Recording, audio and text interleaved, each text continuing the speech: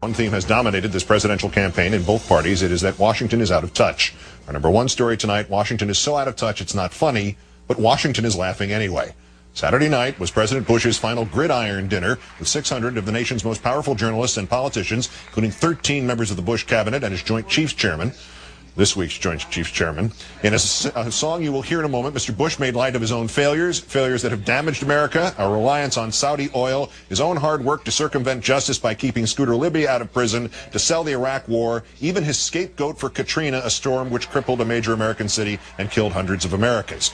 Washington's elite cheered him on, as you will see. The dinner is traditionally off the record, but it's not off our record. So here, courtesy YouTube and somebody's cell phone, the high or low lights. I spend my days clearing brush. I clear my head of all the fuss. Like the fuss you made over Harriet and Brownie.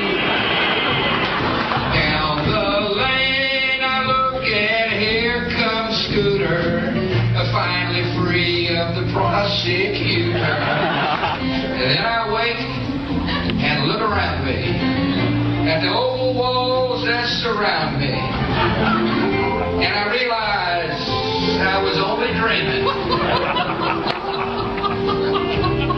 For there's Condi and Dick, my old compadre, talking to me about some oil-rich Saudi. But soon I'll touch the brown, brown grass of home.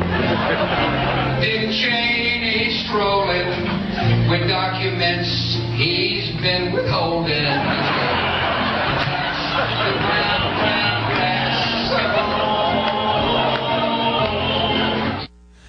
With us tonight, MSNBC political analyst Rachel Maddow, host of her own program weeknights on Air America Radio. Great, thanks for your time tonight, and welcome to softball. Here. Yeah. Apart from finally discovering something he's comparatively good at, because he was keeping that tune pretty much all the way through. That was actually pretty good. Yeah. The content matter. Was it a little over the line given the nature of the stuff he's singing about? My general rule about other people's political humor is that you earn yourself more leeway by being more funny. So on the grounds that this wasn't funny, it means that he has no leeway. And in terms of offensive subject matter, I mean, if you're going to joke about helping a guy evade sentencing for having obstructed an investigation into a U.S. intelligence officer having her cover blown, you have to be really funny. The funny bar is really high, and I think mission not accomplished here. All right, that begs a question here. Maybe this is an aesthetic question more than a political content question, but it was so bad, how come it was getting laughs?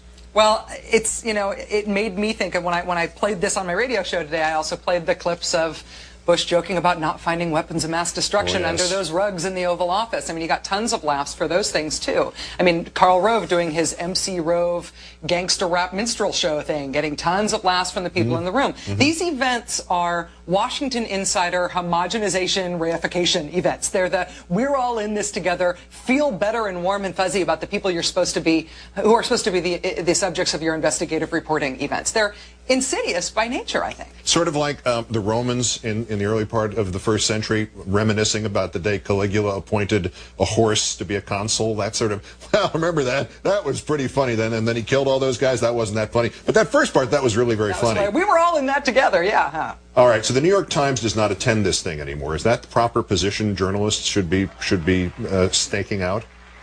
I don't know if there's always a proper position. I'd say yes. If I were invited to one of these things, which shockingly I haven't been, I would say no. Everybody gets to make their own decisions about these things, but you've got to figure out what the cost is. If the point of the event is to make you feel personally warm and personally connected to the people who are supposed to be the subjects of your reporting, you have to decide whether the chicken breast and the ego boost and the free drinks is worth you no longer knowing why it is that you have the job title journalist. All right, let's spin this back into the campaign with Obama's victory in Mississippi tonight. Of the three candidates out there still standing, who is the most and least likely to participate in this sort of inciting, joking about issues that, you know, have destroyed American lives? I hope that none of them would be. No, that's very nice. I hope that none of them would be, and Good maybe luck. we should just leave it at that. Yeah. Well, I can't then, without having you here, let you have an opportunity to vocalize your thoughts on what Howard Fineman was reporting about the...